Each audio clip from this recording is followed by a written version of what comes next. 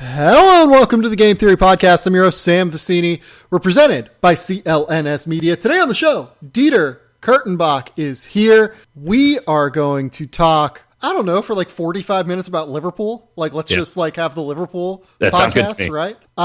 No, we're going to talk about people deciding to attack him over bad tweeting. We're going to talk about Rockets Warriors, obviously, because now that series is good, has decided to be very interesting. We're going to talk about Milwaukee turning back into Milwaukee, Kawhi being incredible, Nikola Jokic being incredible. We're just going to have fun at this point. What a concept. I don't even know that there is a crazy amount of analysis to be had. Not really. I mean, not that I would be bringing it, but it's the most predictable outcomes so long as you don't overthink things, right? Yeah, it's just a fun slate of games to me. We're seeing standout performances from the guys that, we were hoping to see standout performances from. Yeah. And we just need to save for one. Save for one. Save for one, Wardell Stephen Curry. Now we just need to see who is going to be the Divock Origi out of all of this series and step up in the clutch whenever a team like Liverpool needs it. What were your hopes yesterday going into this? So for people who don't know, I'm I would call myself realistically a lapsed Liverpool fan because I have 97 things going on in my life. I'm getting married. I am trying to cover 4 different levels of basketball. I am trying to watch Australian football. I'm trying to watch hockey. There's just a lot. Plus, I also live in Hollywood and know a ton of people who work in the entertainment industry. And I try and keep up. Very interesting humble brag. I try and keep up with that side of things because that's literally what my degree is. You watch a shit ton of movies. Right. So at some point things have to fall off, but I've watched 4 or 5 Liverpool games this year. I really enjoy watching Liverpool. I would not say that I am some sort of crazy fan. Rob Doster, for instance, watches every Tottenham game because he's a huge fan. Dieter, you watch a lot of Liverpool games, correct? Yeah, I watch about 90 to 95% of them, yeah. Right. So I am doing this from a perspective that is more of a lay fan. I'll just be real about that. I am not someone that is, wild about this, but still I watched the game yesterday, sat down, made a point to just enjoy the game. And oh boy, that was not what I was expecting. Yeah. That's an interesting thought that you're I'm just going to sit down and enjoy this game in a 2-legged, aggregate semifinal that I think we all pretty much agreed, at least those who are constantly engaging on Liverpool stuff, that was over. After Messi's 3rd goal, it was done. But you know what though? It was a situation where it felt there was no downside to this. No, 100%, 100%. And so, but with Salah out and big game Bobby Firmino out and who else? Somebody was out from the midfield. Naby Keita was out in the midfield. This team was banged up. And you just didn't really know. And then, Andy Robertson goes out and you're okay, it's 1-0. You have to score 4 because of the away goal rule. You can't give up any. This was threading the needle. But I agree with your assessment. They had nothing to lose. And I do think that Man City coming through against Leicester earlier in the week, a couple days before it, or was that the day before it? Jeez. It was the day before, yeah. Yeah, it all blurs together. But the day before, Liverpool's probably not going to win the league. That's a very fair statement. They should. Yeah, they need have the second Man most points City. ever. Yeah, they need Man City to drop points to Brighton. It's just not something you can expect to happen. So I do think that they played with a bit more of a devil-may-care attitude, just about listen, we better give it our best shot. I think Klopp said something if we're going to lose, do it in the most glorious of fashions. And they just went out and it's a credit to kind of the strange spirituality of sports and a connection between a building and a team and a fan base. They just played their asses off for 70, 80 minutes. And then they defended like hell for the final 15, and it was just absolutely insane. And Barcelona got completely rattled. And it's so funny to think about that game because obviously it was just, what an enjoyable experience that was, but also, completely nerve-wracking at the end. I was losing my mind about it. But you think back to the first leg of that semifinal, and Barcelona had a sitter in the final minute of extra time. And I can't remember who it was. They just kicked it right to Alisson, the Liverpool goalie, and it would have been 4-0. And like that would have, I mean, there's obviously 100 different points that you could say this could have decided it. But I mean, it was just insane. I don't think that Barcelona's maybe as good as their reputation gives them, but Liverpool was able to lock up Messi pretty much the entire game. He was just wandering around, completely lost. They were absolutely fantastic on the wings. Fabinho was insane in the midfield, just absolutely insane. I thought Jordan Henderson was fantastic. He's been so good as of late. Like Liverpool, I mean, they're my team. That's the only team I really give a shit about. They keep doing shit like this though. Like they do something like this seemingly every year. They did it with Borussia Dortmund, I think, last year in the Champions League. Like it's just awesome. I mean, the miracle in Istanbul is like the crowning achievement, right? That was like year 2 of my Liverpool fanaticism, if you will. And obviously you're completely hooked after that. It was just totally insane. It was a great match, and I wish that I would have had higher hopes going into it. But my thought was they were just going to go balls to the wall and try to score 5, but they'd probably give up 2 or 3 in the process, and it'd be a really fun game with no actual stakes, because once Barcelona scored once, it would have been over. And instead, it was just 90 minutes of the best that they can play. And I think, if you're a casual fan and you're not really sure, and I'm not like trying to say like my team or whatever, but like if you're a casual fan, I can totally understand how you would fall for Liverpool. This is how they played when I first started watching them, and maybe not to this extent, but they were certainly a more aggressive team than most in the Premier League when I started watching them. And for kind of the roller coaster to go through, the Rafa Benitez era, in which they played just a really strong, almost like a quasi tiki-taka game, and then all the lulls with Hodgson and the ups with Brendan Rodgers when the pressing was in, and then the downs again. And I wanted Klopp for a year and a half before he actually came, and it's all coming together in such an incredible way. I hope City can manage to not win the title this year. Like I hope that Brighton comes through, and I'm looking into ways to get the best Liverpool players onto Brighton, because apparently they don't need their best players to beat Barcelona, so we can spread the love a little bit.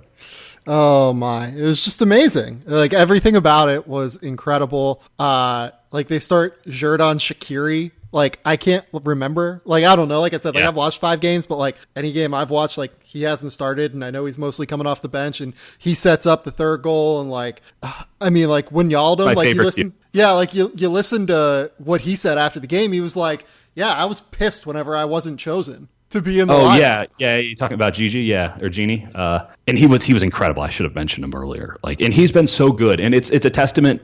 Listen, Liverpool isn't some scrappy, up and coming team. Like they spend a shit ton of money. They have the most expensive central defender in the world. Most expensive goalkeeper. Right. Like it's not as if we're some scrappy underdogs, but compared to City, like, yeah. And maybe compared to Barcelona, yeah. And you also have to then take into account like the development. They have, Trent Alexander-Arnold, who's a 19-year-old kid who grew up in Liverpool, as their right back in that game. They got Milner on free transfer. They got Fabinho on free transfer. They're playing Divock Origi, who they've developed. I know it wasn't his first club, but they've developed him since he was a youngster, and they didn't sell him. You go out and you get the Cube on like $9 million transfer from Stoke because they were getting sent down. Like they've done so many parts of that Liverpool team are not these big money signings, right? Like Joel Matip, who started at center back next to the most expensive and worth it, every penny center back in the world, and Virgil van Dijk. Like Joel Matip came on a free transfer. Like there's so much in the development of, Henderson into this guy after you probably could have tossed him out. The development of Naby Keita, who's come through here before injury in the final weeks of the season and really given Liverpool a boost.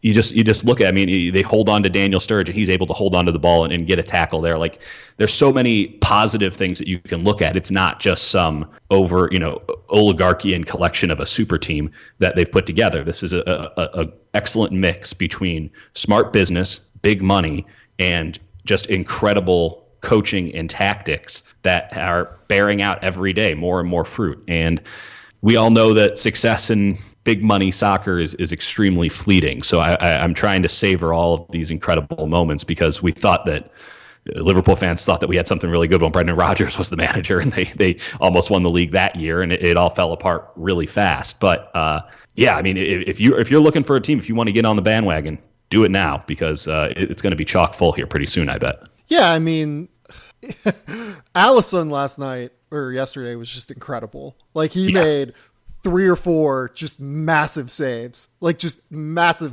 saves. And like you said, like, Virgil is like by far worth it in every single way. Having him and Matip together in the middle, it just makes life so much easier for Alisson. They're actually like so good at starting the break as well. And Van Dijk's such a aerial weapon. I thought he had a goal on that like back heel kick that Ter Stegen just like made a miracle save on. And then James Milner goes to play left back. He's done that a lot. He's done that a lot this year, and he's really good at it. James Milner said he could have kept him. Oh my God. Like, James Milner at 33 years old playing left back. That's my favorite thing in the world. It's so good. It's the best. Listen, I'm over the moon. We didn't even get to the corner from Trent Alexander-Arnold. What a moment. Well, I lost all my clothes in the process. So it's hilarious. So Laura was working from home yesterday and had a work call, and that did not go well for her. Yeah, so the second goal happens, and I was just like, I yelled, like screamed, and she was like, I'm on the phone. And I was like, sorry, I'm watching Liverpool. I can't really do anything about this. And then like the third and fourth goals, I couldn't actually say anything. I had to just like jump up and down in place in my living room while watching the game. Just unbelievable. I'm so excited. It's one of those things where how the hell did they win and Sadio Mane doesn't even score? Sadio Mane was a beast in that game, though. He was incredible. But without Salah, without Firmino, Sadio Mane doesn't score, and they still win 4-0. Listen, I've done a full 360 on Sadio Mane this year, because obviously he's this incredible talent, but I thought that he was playing really selfishly about the first third, maybe even half of the season. And I don't know what clicked. And I still think he ends up at like Real Madrid in the summer. But something clicked, and he just turned into sort of this utilitarian left wing. And it's really spectacular to watch, and he deserves way more credit than he gets, because he does. He must have run. I don't even know what the right number is, but he had to run more than anyone on the pitch in that game. I mean, he was back with the defense on almost every single Barcelona possession, and then he was the one bombing down the flank. It was, and I thought with about 65 minutes left, like, he's completely gassed. Like, there was no way that he was going to continue, and yet he just kept going. I mean, it wasn't 100% or anything, but he just really never completely emptied out. And it was a spellbinding performance. And in the back of my head, whenever I watch that, I just go like, just remember how good this was when he's definitely sold this summer for, a preposterous amount of money, and the net spend comes in okay. Yeah, no, I'm incredibly, incredibly excited by all of this. Let's move on. Let's talk about the team that you cover, the Golden State Warriors. You decided to get the Houston Rockets fans angry at you. Please explain to me. Please explain to me what you did last night at 1:30 in the morning Pacific time. Yeah, so I think we can all presume that this was not my finest. Actually, you know what? Fuck it. I have no problem with this tweet, and I'm not deleting it. Because I cover the NBA, we talk about the NBA, and the NBA is nothing more than a reality TV show that we talk about in very serious tones. Was looking at some of the articles that have been out from people who cover the ratings, the TV ratings of the league. And I was thinking about Milwaukee and Toronto being the very, very likely Eastern Conference Finals matchup. And from a basketball standpoint, obviously, I think we're all ecstatic, because that is Kawhi versus Giannis, and two, I think, really well-coached teams. One of them absolutely deserves to go to the finals. We're going to get the best out of the Eastern Conference. Not that we wouldn't if it switched out, but these were the two teams, 1 and 2, that I think we can all agree were the best for the entire year, and they deserve to be in this spot. People are not going to watch that. We're going to watch it because we're basketball nerds, and we love this stuff. And I think even a light casual fan will watch it. People, like general people people who watch Netflix every night, people who, are binge Friends, like normal people are not going to watch Raptors-Bucks straight up. I think that they should, but they're not going to do it. And the ratings bear that out. Giannis is not a poll. Kawhi is sure as shit not a poll. And Milwaukee and Toronto. Toronto's an actually worse market for the NBA in regards to ratings than Milwaukee because they are on Canadian TV. So the U.S., they get none of that residual value in the U.S. where they have a $24 billion TV deal, whereas Milwaukee is a small market and more or less a suburb of Chicago. I'm not going to, if I offend people by saying that, feel free, but there's Chicago suburbs now cross the Wisconsin border here. So they're screwed in the Eastern Conference. And then I'm looking at the ratings for what's going on in the Western Conference. And you look at Portland and you look at Denver. Denver can barely get ratings in its own market. And Portland is not a very big market. And while I love Dame, I have a very hard time seeing him single-handedly carrying a series. Houston does not draw as much as Houston should draw. I don't know what that's about. Perhaps it's their style of basketball. It doesn't matter.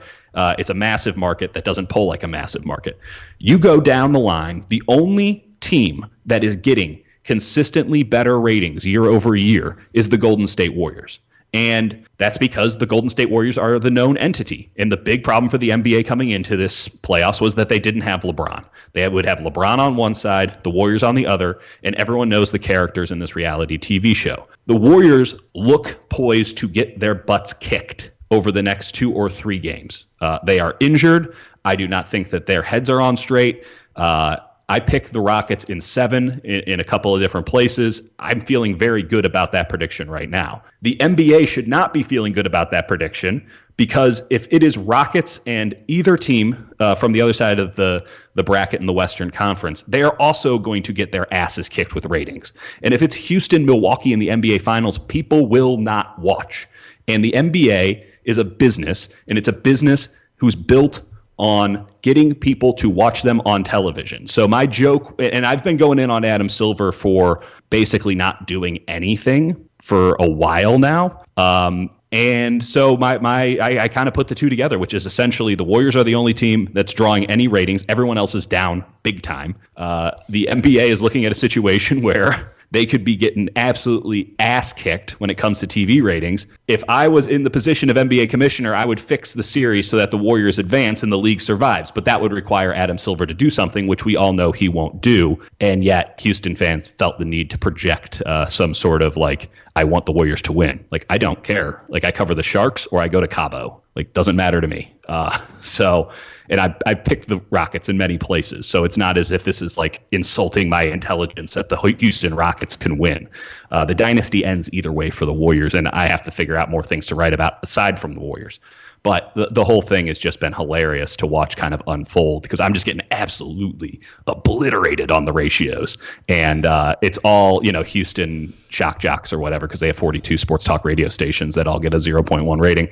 And everyone's just like, wow. This is a Rorschach test for everybody who thinks that the referees can actually rig a series. And there's a Hanlon's razor argument there. And then it's also a Rorschach test for everybody outside of the Bay Area to just do the whole Bay Area's elitist thing because, well, that's easy. It's easy fodder. So it's been really enjoyable to watch people try to tweet through this. And man, you've got on this first initial one, you've got a solid 134-18-50 ratio going right here. Pretty good. What is that? That's how many? That's 118 RBIs. What's the? No, it's 134 batting average, 18 home runs, 50 RBIs. That's a solid Joey Gallo last year. My initial reaction was like over the hill Dan Uggla. That's a good one. A guy who only platoons against righties. Yeah, that's what I'm looking for. That's like career pinch hitter numbers. Yeah, Dieter has got a solid over the hill Dan Uggla ratio going right here, and I've seen a lot of over the hill Dan Uggla games, so I know all about these. Dan Uggla second Marlins stint, it was a joy. Hey, shout out to the Dan Uggla first Marlins stint though. That was a fun time. Steroids are awesome. They're really good. I don't know if you guys are aware of this, but they can really help you out in baseball. The whole thing's hilarious. Yeah. Okay. How about this? I'll give you the opportunity to drag me on this tweet too. I think that you made Alexa go off with your fiery takes.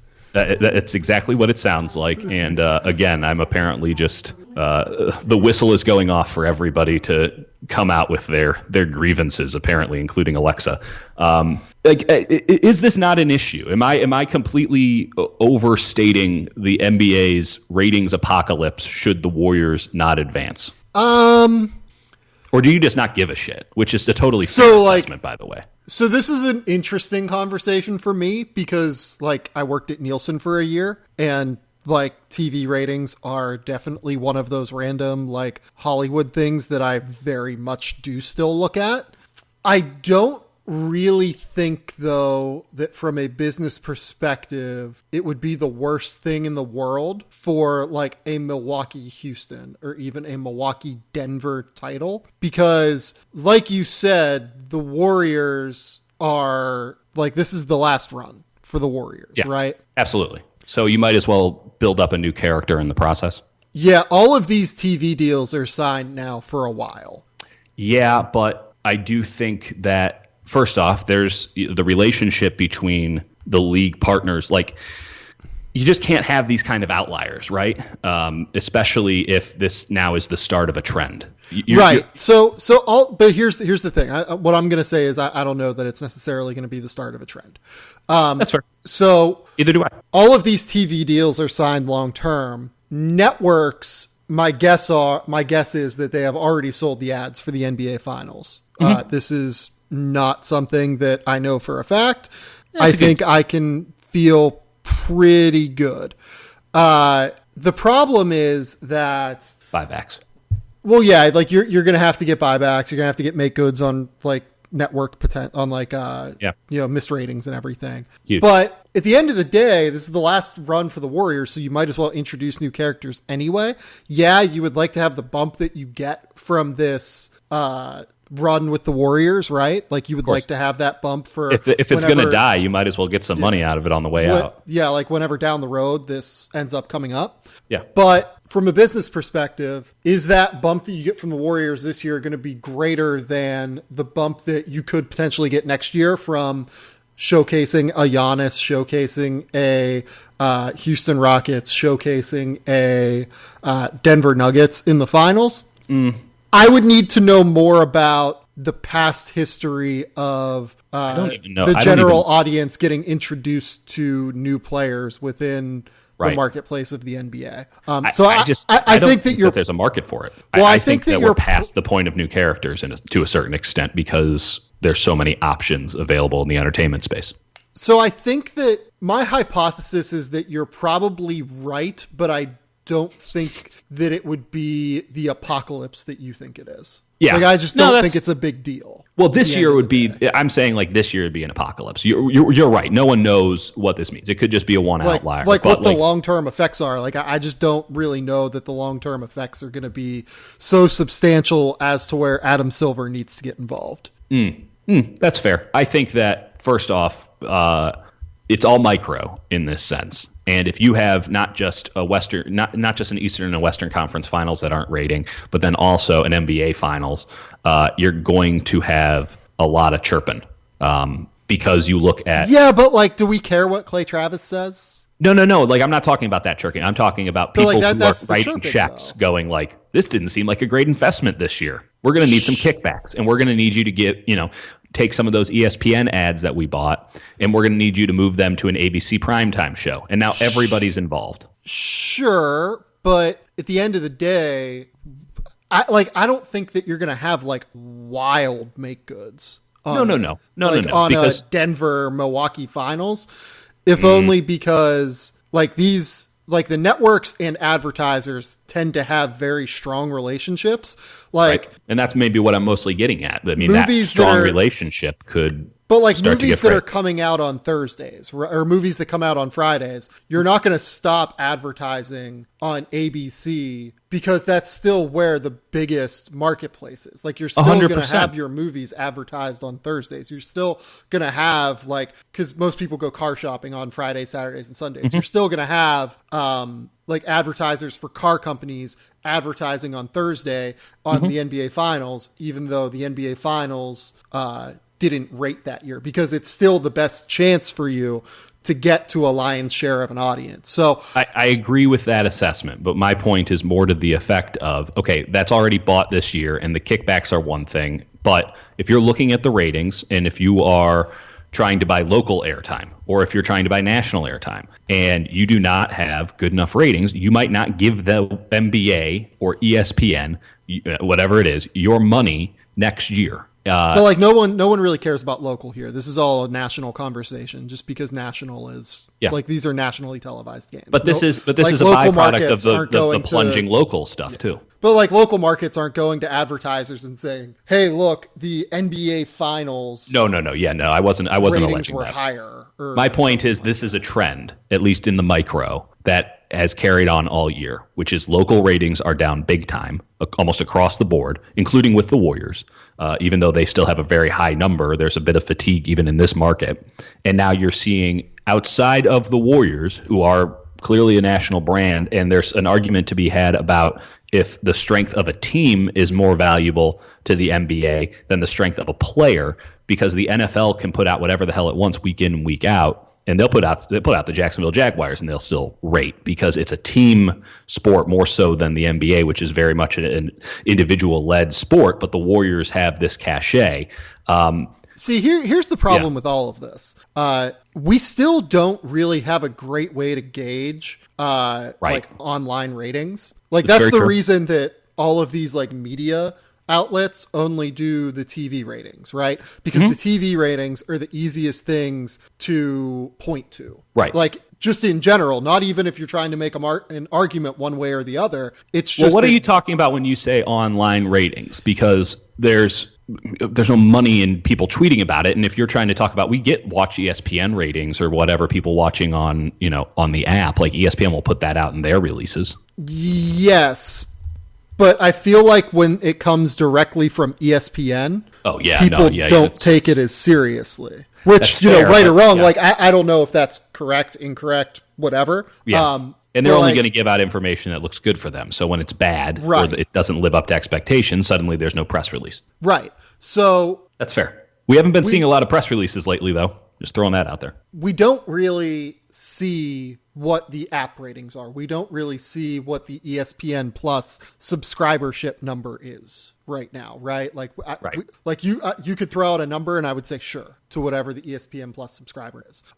So we just have all of these factors that we don't know whenever it comes to measuring audience in a rapidly changing marketplace. And I think that especially with younger people, right? And people that are essentially my age and younger, like I don't have cable. I watch everything online. So I think that people are making these statements and don't necessarily have enough information to be making them based off of the information that is publicly available. Right. Yes. Like that's correct.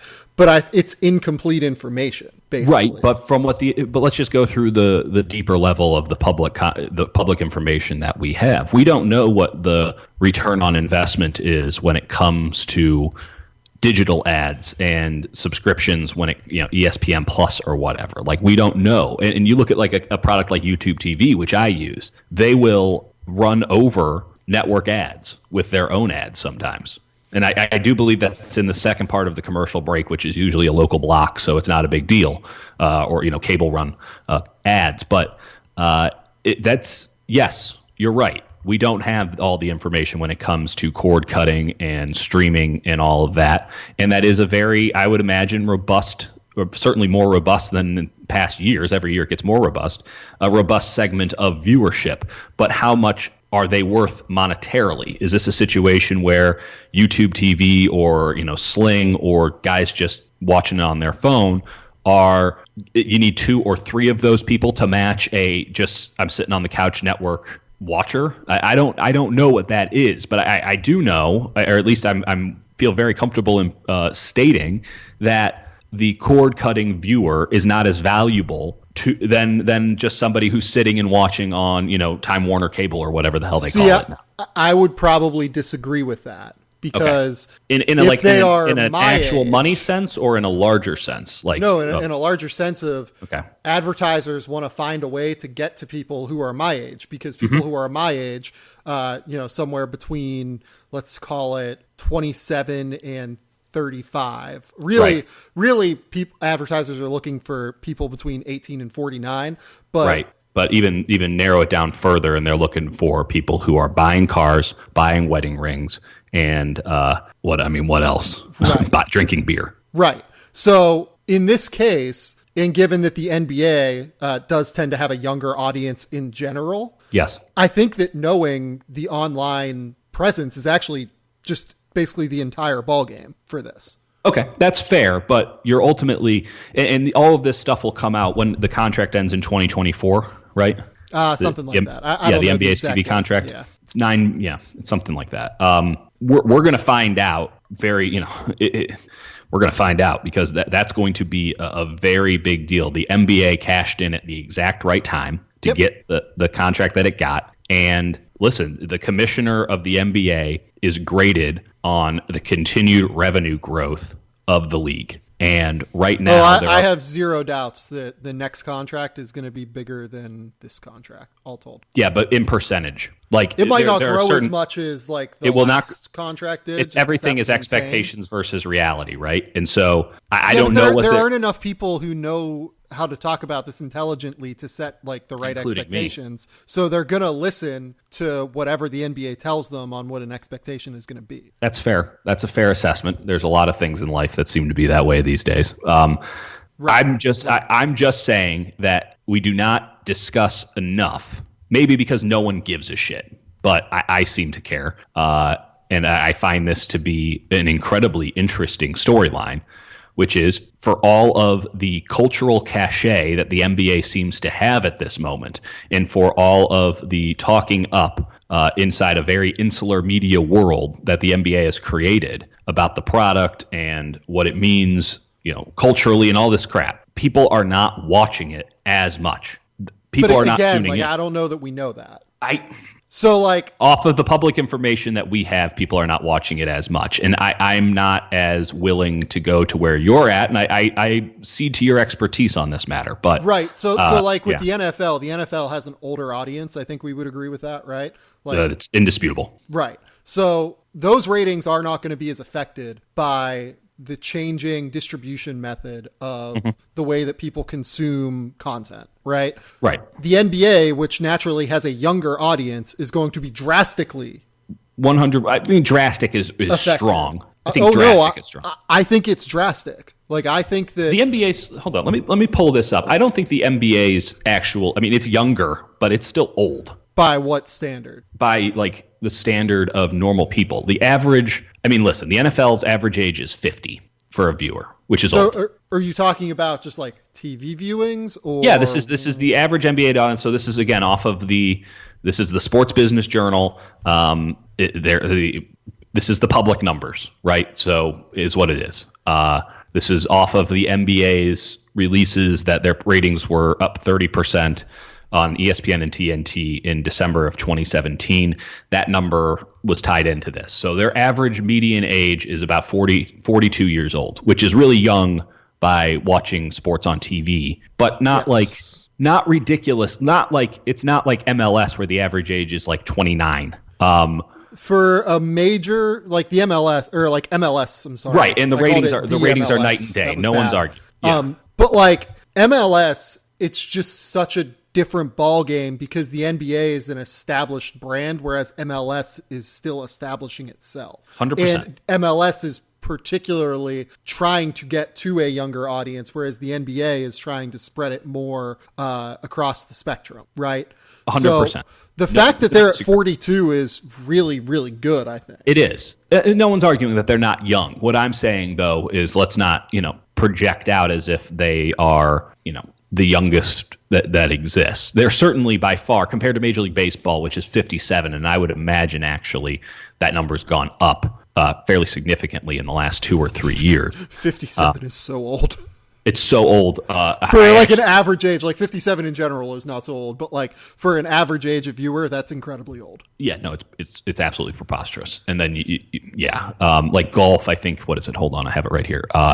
Average age of the PGA Tour viewer is 64. Average age of NASCAR is 58. Major League Baseball is 57, and these numbers are 2-3 years old. MLB 57, the Olympics 53, college football 52, college basketball 52. So clearly everyone really cares about these kids. NFL is 50. And like that's a huge difference between those ages and no one's arguing that the NBA isn't young in that. But again, we have to come down to how much can you monetize the young viewer and what are the barriers of monetization with the new ways of viewership? Because it's a very different ballgame.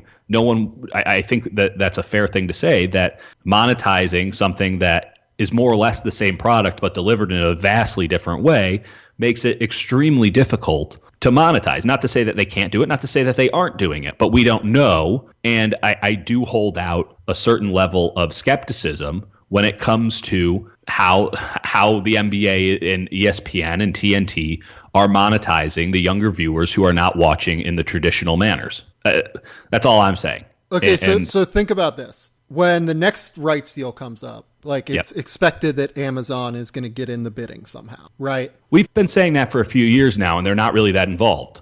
But there's really nothing to be super involved with the NBA, right? In what regard? Like in right regard now? To like no, I'm talking about I'm talking about any sports thing. Right, like, I know. Amazon didn't pay the NFL all that much money. The NFL needed Amazon more than Amazon needed the NFL in their right. But the reason for that is that the NFL couldn't offer exclusivity on the broadcast, which is a really big deal, right? Yes.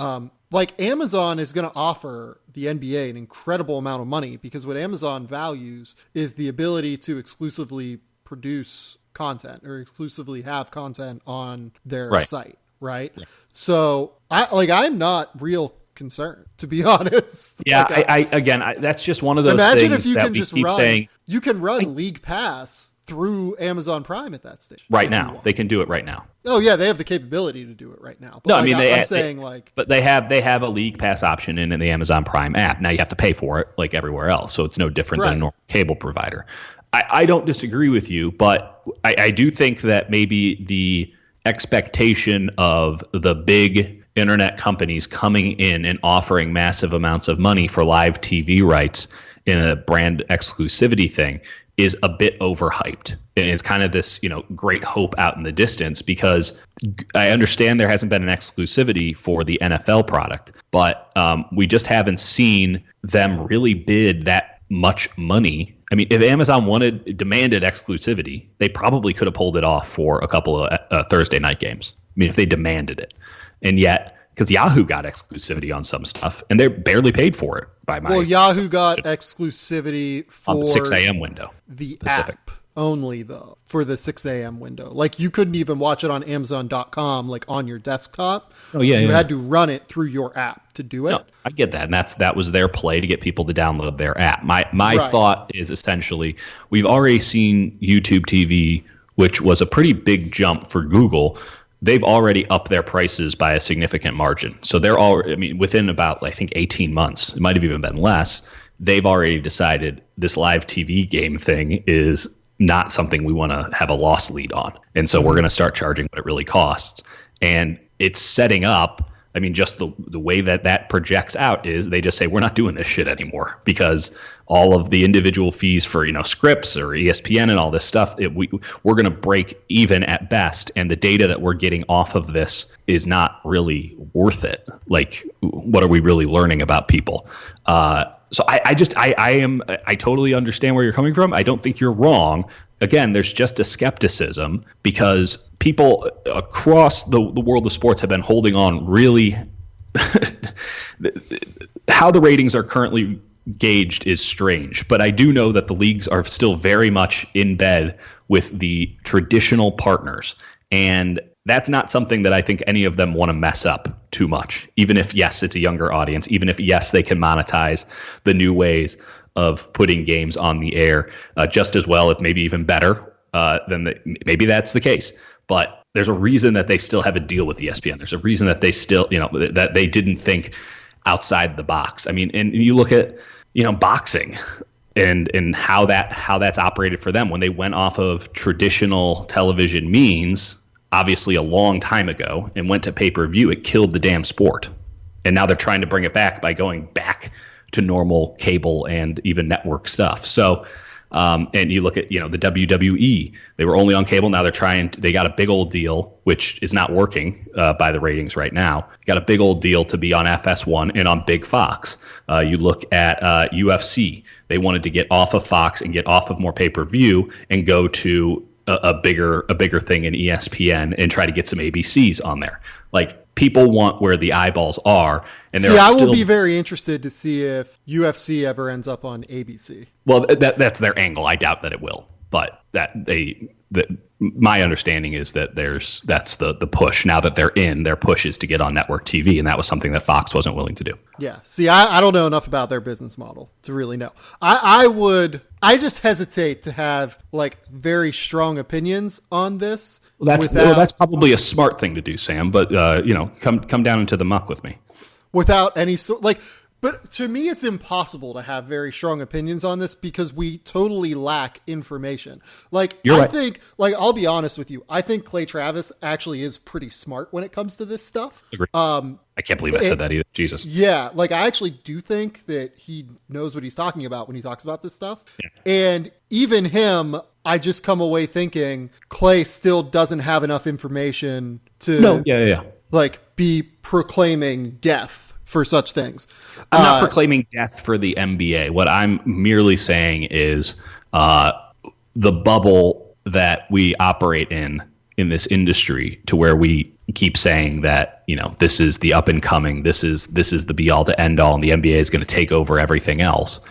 I think that bubble's going to burst. It should already have burst. The fact that the Warriors are the only team that continues to get really good ratings year over year is disconcerting enough to say there's something wrong with what's happening right now. And maybe that's the Warriors themselves, and that the team is too top heavy and there's too much of a presumption that they're going to win, so no one engages in anybody else. Maybe that's the case. But I feel very comfortable saying that the league is not going to want to be putting out press releases on the ratings of a Houston, Portland, Denver Western Conference Finals and a Milwaukee, Toronto Eastern Conference Finals. Not that they're not going to be great games, not that I'm not going to watch them all, but I think that there's going to be an issue in terms of ratings that they're not going to want to get out there. Same for any combination for the NBA Finals. And now we have a narrative issue that, yes, is going to be drastically overblown, but I would expect the tide to change rather significantly in terms of the momentum that this league has had behind it in it's a big deal. And this is, culturally relevant and all this stuff. And that's something that the NBA has capitalized on in an impressive way over the last few years. And I think that as soon as the wind comes out of that sail, I don't know what they're going to do, but I do not trust these people to operate effectively in said environment. See, again, just given how activated the NBA audience is on platforms like Twitter, Reddit. Yeah, but Twitter is not the real world, and neither is Reddit. I know. I mean, we're talking Twitter is about 10% of the audience, right? Maybe. I mean, it's 10%. I mean, what is it of the American public? It's 5%, and only 2% are active on it. It's 10% and 1% in terms of that's nothing. People who own Twitter and then people who are active on Twitter. Yes, who gives a shit about those numbers? I mean, people, when you go on Twitter, there's not a Big Bang Theory conversation every week. I don't know who you're following, and I certainly can tell you from who I'm following. People aren't but Big Bang Theory pulls 20 million viewers every week. Right. It's not an accurate representation of society because, one, we create our own bubble, and two, the people who are typically to be chosen from when it comes to who we put in our bubble are already operating under this elite Big strategy. Bang Theory is kind of a different conversation just 100%. Because it is a show that kind of got grandfathered in to ratings in a way. No, I get it. Into this era of fragmented viewing model or viewing patterns, right? So explain that to me. So Big Bang Theory is on its 10th season now. You could say the same about some of the NCIS shows. You could say the same about Modern Family as well. And let's establish that CBS has the oldest viewership known to man, and so they're correct. Old people watch CBS, and old people watch traditional television. So correct. Yeah. So over the last let's call it 6 or 7 years, there has been a significant change in the way that people view content. Basically, let's call it 100% scripted content, non-scripted content, such as the NBA, etc. Just like everything is very different from the way that people view things. But the people who watched Big Bang Theory early on and watched some of these legacy, let's call them shows, they've stuck around, is what you're saying. They have stuck around in the way that they consume their content because, in general, as you mentioned, their viewership age is a little bit older. So the NFL doesn't have that same carryover. You're not seeing any of these new television shows that are, killing it in the ratings. Like, they aren't killing it to the extent that Big Bang Theory and Modern Family and X, Y, and Z are killing it, not because of the quality of content, just because of the way that viewership patterns have changed, right? But like, isn't the NBA as a TV show, like, isn't their legacy there, or does it change over too much year over year or even month to month to where you can feel as if there should be a strong pattern that develops? Because it's not as if the NBA wasn't on TNT when Big Bang Theory started. I think that what people kind of forget about the NBA is that it is, by the standard of American professional sports, an incredibly young audience and an incredibly young sport as well. Like, you look at, like, it is just not as established in the whatever you want to call it, in the zeitgeist, I guess, of professional sports as Major League Baseball, which has been around since 1890. And the NFL didn't really come together until the 60s, if we're being totally honest. But professional football has been around for a long time, and college football's been around for 100 plus years. Right, football as a sport is much more established, in my opinion, than basketball is from a general viewership standpoint. And we also have to consider it's a factual statement. I just don't know if I put as much credence into that as you. Like, to be honest, we also have to consider the racial dynamics of basketball versus football. We have to consider 100%. The racial dynamics of hockey versus basketball within the way that people have consumed all of the content, right? 100%. So, like, just because in many ways, so what basketball is, let's say that it is the sport that African Americans watch more than other sports, right? I don't know that data, but it would on a baseline of representation, of course. Generally, African Americans have had less money throughout the history of time than Caucasian Americans, correct? Without a doubt. So, therefore, I would envision that a lower percentage of African Americans have cable or have had cable for longer periods of time, and had cable in the 80s and 90s and early 2000s. Now cable, or however you consume content via the internet, is pretty universal and ubiquitous, right? It hasn't always been like that. So I would venture that because the NBA has long been been on cable and just isn't quite as established and has different viewership in terms of audience demographics, and has different viewership in terms of youth, in terms of, or demographics in terms of race, and demographics in terms of age, that they are more likely to be viewed by a younger audience and viewed in a shifted manner in comparison to what a sport such as football or such as hockey or such as baseball is. Yes, no question the NBA of those options is the best bet.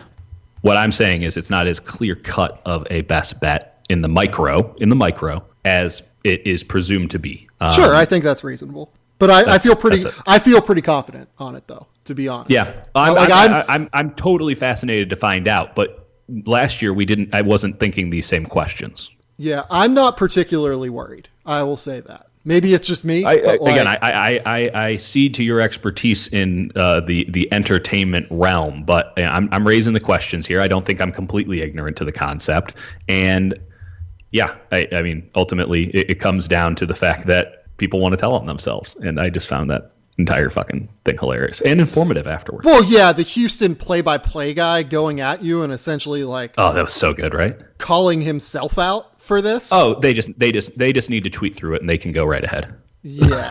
It's fine. I mean, listen, my entire argument is viewership is down. The one team that isn't down is the Warriors. If the NBA really cares about ratings, which maybe they don't, but I would venture to hope that they would, considering that's their business in many regards.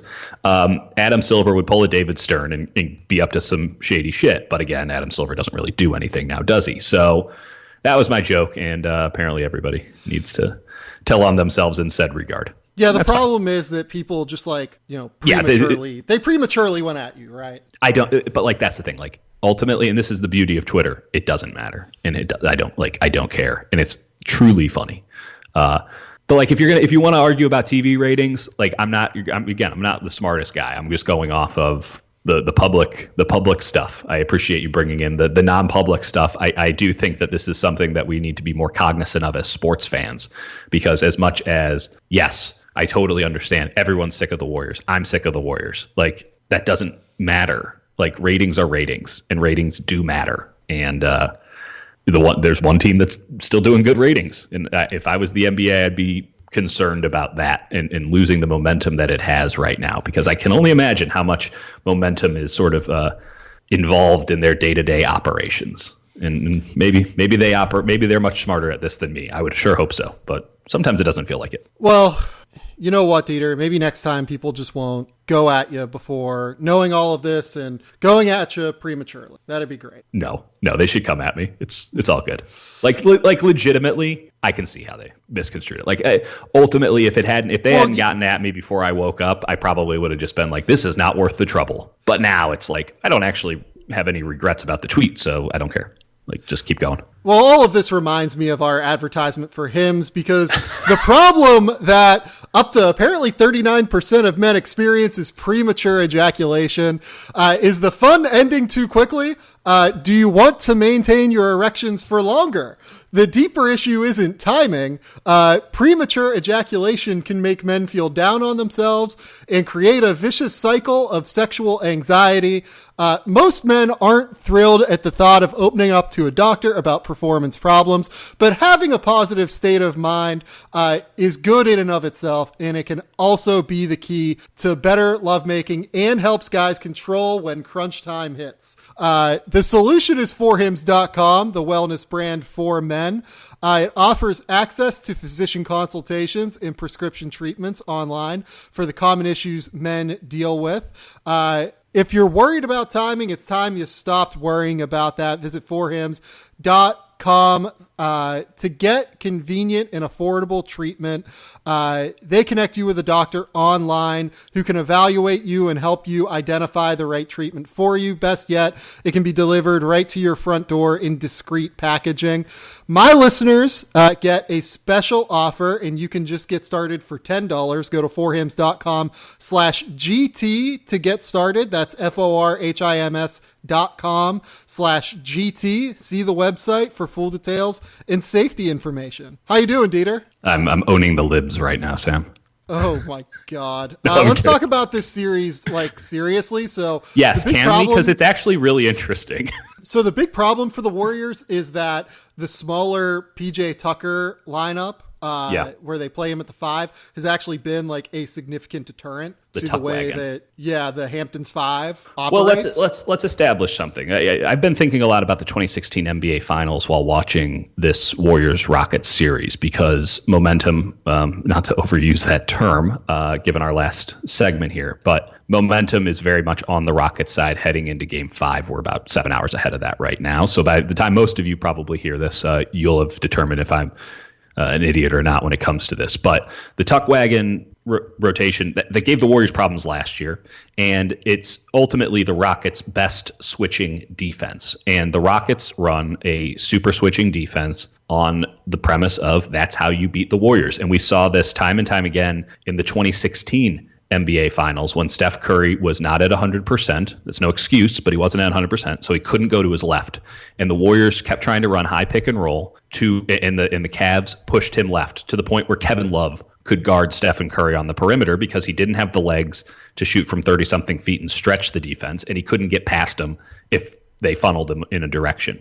The Rockets aren't necessarily going to that extent, but this is the reason that the Warriors went out and got Kevin Durant. He was the second kind of smoke. They didn't have to rely entirely on the motion offense. When you go up against a switching defense, it's very hard to run a motion offense, especially in the playoffs when you can grab and hold and tug off ball. And this is why Klay Thompson's having such a rough series. This is why Steph Curry's having such a tough series. The only reason the Warriors have it's 2-2 in this series is because Kevin Durant is preposterous, and he has been every bit as good as James Harden, who has also been very good in this series at basically doing the same shit, and that's just isoing up and making things happen. But when you have Tucker out on the floor, it makes Durant's life really hard because Tucker's a goddamn bowling ball with limbs. It makes Draymond Green's life hard because Draymond's playing 40 minutes at the center every night. And that's just a lot of banging for a guy who is honestly not as equipped to bang down in the post anymore because he's 20 pounds lighter coming into this playoff series. This is maybe one time where the weight would have been a benefit to him. He might have not been as effective in getting up and down the floor, but PJ Tucker is a black hole of density. And if Draymond has to bang with him in the post on occasion, that's going to really do damage. Along with Nene, by the way, they throw him in there every now and again just to knock Draymond the wind out of him because Nene's a brick fucking wall. The Warriors do not look equipped to handle this situation effectively because the Rockets are playing such effective defense on them with the switching and with the grabbing and the holding of the guys off the ball. And the referees are not going to call it. It's the Seahawks defensive model where if you do it all game, it normalizes it. This is not to say in any way that the referees are rigging the game or not. This is what every smart team would do, and the Rockets are working it to perfection. And meanwhile, the Warriors are so disjointed in so many ways, and their lack of depth is so goddamn glaring, and now they have an injury to Andre Iguodala. There's every reason to fade the Warriors going into Game 5 because I think that the Rockets are playing their best basketball. They played inspired basketball in Games 3 and 4. There's a rage that I'm currently feeling from Rockets fans, like a rage towards the Warriors that I don't know if I've ever seen before when it comes to a rivalry. I mean, you don't see the whites of their eyes. They are so bloodlusty. That the Rockets are fueled off of that in many regards. They already play a crafty game. It impacts the whistle in a big way. I think there's plenty of reasons to fade the Warriors. I think PJ Tucker has been the absolute difference in the series, as you mentioned. And this Iguodala injury, he's probable to play in Game 5 here with a knee sprain. Man, I have a very hard time seeing him be hyper effective because the Warriors can't stop James Harden unless it's Iguodala on the ball. Even though Durant did okay, Klay is getting his butt kicked. Iguodala on the ball, Draymond behind him. Any other combination has been rough. And I think that the Rockets have kind of cracked the code here. So Stephen Curry in Houston shot 33% on uncontested field goal attempts. Mm-hmm. Do you think that holds? No. I'm very interested. The one thought I have in this series is that the whistle is probably going to determine it. So the home court whistle is always a thing. It's a bit more pronounced in the playoffs. This is not some indictment or, the game is being rigged or anything like this. The first two games, the Warriors got favorable whistles. We can clearly state that after Game 1. I thought Game 2 was expertly officiated. Harden has not been called for a push-off yet in this series, and he pushes off every time. It's his game. Again, he's normalized it, and the refs don't see it anymore. And nor should they really call a push-off offensively in the NBA playoffs. There's a certain level of decorum to be had. But the Rockets won every 50-50 ball. They out-rebounded, especially on the offensive glass, the Warriors. And that hustle gives them the benefit of the doubt when it comes to judgment calls from the referees. So the Rockets got the benefit of the whistle, I thought, in Games 3 and 4. I bet the Warriors get in Game 5. And then I bet the Rockets get it again in Game 6, which leads us to probably what would be a Game 7. And Game 7s, I've seen enough of them officiated to know that it will favor the more physical team. And the Rockets are absolutely that. And I think that physicality has knocked Steph off his game. I think that the twisted ankle that he got in Game 6 of the first round series that has never really been given a full opportunity to get better has been an issue there because it's the same ankle like 3 times over the past month. It's not in great shape, and it does limit his ability to cut a little bit, which we don't notice all that much against the Rockets defense, which is pretty bad on the perimeter, in my opinion. And then the final thing is he dislocated his finger in Game 2, and that thing is fucking gross looking, straight up. So Klay Thompson shot 38% in those 2 games uncontested. Yeah, I think they shot 35% on uncontested shots. They are the 2 best shooters of all time. Like, I think that maybe not the 2 best these shooters are body of all time, blows. but like, I don't. I think this is. You think that it just like, blows up? Small sample, and I think that they're gonna just start knocking down shots. Like, it's a very fair assessment. I disagree though. Like, I get it. I do think that there is reason. Like, I don't think that like either of those 2 guys are being defended poorly. I actually think they're being defended well. It's just, especially off ball, they are still getting open shots, and the open shots that they're getting, they're not knocking down at a level commensurate with literally 2 of the 5 best shooters who have ever fucking lived. No question. But the question is, why is that? Is that just small sample size theater and the variance of the 3-point shot? Or is it something that Houston is doing? Yes, the shots are uncontested, but what led up to the uncontested moment? The other thing you have to take into account is some of those uncontested shots are, from Steph Curry at least, are layups. And he's missed like 6 bunnies in this series because he does not have the ability to control the ball with his left hand right now. Yeah. It's like a lobster claw out there, which it's incredible that he's able to get to the basket uncontested, but they're selling out on the perimeter and letting him drive in because they know his ball handling is not at the hyper elite ability it usually is. They're trapping Kevin Durant, knowing the same thing with him, that he's a very good ball handler until he's pressured. They're doing the same thing with Klay Thompson, who is not a ball handler, straight up. The Rockets are really smart, and they're really physical, and I do think that takes a toll. So one of the ideas I've seen raised about Stephen Curry being injured is that Stephen Curry, in many ways, is the Chris Traeger of the NBA. Where that's a good one. Even body, a single grain of sand. Yeah, his body is a microchip, and even a single grain of sand can knock this thing out of whack in a way that makes him perform much less than what his abilities are. Like, he has a dislocated finger right now. Could that potentially affect him more than others? I mean, probably. I mean, he's a touch shooter. Right. Like, he's a ball handler. Yeah, I mean, listen. I actually kind of agree with the take. Like, I don't want to make excuses for Steph. That's exactly. Like, he's not making the excuse, so I'm sure as shit not going to make the excuse for him. But if you dislocate, the Warriors are carrying several injuries that would have kept a guy out in the regular season. So obviously we understand what that means, and the Warriors don't give a shit about the regular season. But they would have kept him out for 10 days, if not longer. That ankle injury that Steph got in Game 6, he would have been out for a week, just as precaution. The one that Klay, I mean, there were questions if Klay's ankle was going to be good enough for him to go in Game 1 of this series against the Rockets. He got 3 days off between 2 and 3, but like, come on, do you really expect? He's still limping around a little bit in the locker room, but he's Klay, he's tough. Steph is refusing to make it an excuse. That's fine. I'll give him that. If he doesn't say it's an excuse, who am I to say that it is? But I'm seeing limitations with the left hand, and I think the Rockets are scheming him towards limitations with the left hand. So it certainly seems like something we should be talking about. And then, and then I think the Draymond and the Iguodala thing are equally. The Iguodala thing is huge. If they don't have Iguodala, or if he's not 100%, they're completely fucked. Straight up. I think they don't have a backup. Trouble. They have no backup. Yeah, I mean, they're going to have to play Kevon Looney lineups then. Like, that's basically the move, right? Well, and Harden has finally figured out Looney, in that you can drive past him. Yes, that is. It took him 2 fucking years, but he figured it out, and now he's throwing change-ups on top of that. So he drove past him, I think, like 9 straight times. And so Looney started to dip back a little bit. This was, I think, third quarter, if not fourth, of Game 4. Looney dips back a little bit, falls into the lane, waiting for, basically saying to Harden, do the floater, essentially. I'll fall back in, and I'll meet you at the rim if you want to get all the way there. And Harden did just the nastiest step back, because he's James Harden, and pulled up for 3 and knocked it down.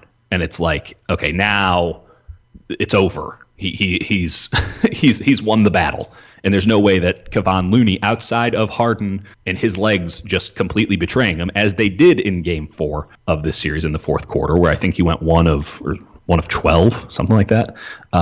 As it has happened so many times before. Outside of that, I think Harden has everybody besides Iguodala on skates, and if that's the case, the Rockets are going to be able to put up 110 points per game, and their defense is playing well enough to where they can feel comfortable limiting the Warriors to less than 110. So the guy that I want to talk about above all in the series is, well, really 2. PJ Tucker has been just fucking amazing. Yeah. In every way. Like, they've given him so many different assignments. He's been a monster on the offensive glass. But the second guy I want to talk about is Eric Gordon. He has been the difference maker, I think. Like, full No stop. His ability to knock down shots gives them the firepower to keep up with Golden State, I think. Yeah, I totally agree. I mean, the way I broke it down going into this series, I thought it was almost overly simplistic, which was the matchups are going to dictate everything. This is going to be a top-heavy series. Austin Rivers has been really nice for the Rockets off the bench. Even, what's his name? Iman Shumpert getting that kind of, bench player home crowd boost and played pretty damn well in games 3 and 4. But it's Harden versus Durant. They're both going to do the isolation game. It's Steph versus Chris Paul. They're both going to do the pick and roll game. And it's Klay versus Eric Gordon. And Eric Gordon has kicked Klay's ass in 3 of the 4 games in this series. And I don't think it's a coincidence that the Rockets have been in really good position in all 4 of the games and that they've won 2 of those 3 that Eric Gordon has been better. That's just not the case. Eric Gordon is not a player on Klay Thompson's level. I think Eric Gordon's an exceptional player. But Klay Thompson's a guy who's going to get a max this summer, and Eric Gordon's not that dude. And so for Klay Thompson to be giving up points to a guy like Eric Gordon and to be getting his ass kicked even defensively comparatively is really jarring for anyone who's looking at the Warriors for a chance for them to win it. Because I don't see a reason that it would change other than Klay just breaks out of his slump. And I still think that so many parts of this slump are Rockets induced. I think that Klay is going to start making shots. I'm not super worried about that necessarily. Yeah, I just don't think Eric is going to stop making shots. And if that's an even matchup, okay, then we keep going down deeper onto the list. And so Clint Capella has been really good since game 1. Draymond took away a lot of the lob stuff, and he's adapted. And his passing has been really good. It's all rock solid. So Capella versus Draymond, maybe that's the play. Maybe we're going to say it's Iguodala against. It's not a direct 1-for-1, but you're looking at just who are the 5 players who are on the court, and PJ Tucker has been absolutely outstanding, every bit as good as Draymond, if not a little bit better. And Andre Iguodala has been fantastic too, but once Clint Capella upped his game, that margin's not there. So it really does come down to kind of that third spot, which is Klay has to be better than Eric Gordon. And if Eric Gordon's better than Klay, the Rockets are going to win because I feel like it's fairly even everywhere else. Chris Paul has not been very good in this series, in my opinion. He's a very good player, but he hasn't been very good in this series. And Steph has certainly not been. So we can call that matchup a wash. I think Harden versus Durant has been more or less a wash as well, which is only a testament to how great both of those guys are and how much of a slugfest and isolation heavy this series has become. Let's call Draymond and PJ even because PJ won the last 2, Draymond won the first 2. And Draymond's been playing out of his mind, PJ's been playing out of his mind. So it comes down to Iguodala and Capella. Okay, I don't know if that maybe is enough to warrant an entire series to be swung on those 2 guys themselves, but now that Iguodala is injured, that advantage Rockets. And again, Klay and Eric Gordon. And Eric Gordon has had the better of Klay Thompson. That's just not something that should happen. And it's why the favorite, I don't think that they should be the favorite anymore. I mean, that's just how I see it. Yeah, I'm still betting on the Warriors. Like, I might actually just full on bet on the Warriors. Feel free. I mean, I don't know what the odds are. I mean, Vegas usually knows this shit, right? I actually don't know either. That's a good question. Let's take a look. I told people to bet on the Rockets, not on this show. I haven't been on in a while, but like I was telling people to bet on the Rockets. You've been busy. Like, what are you doing, man? Like, get back here. This is bad. Yeah, I know.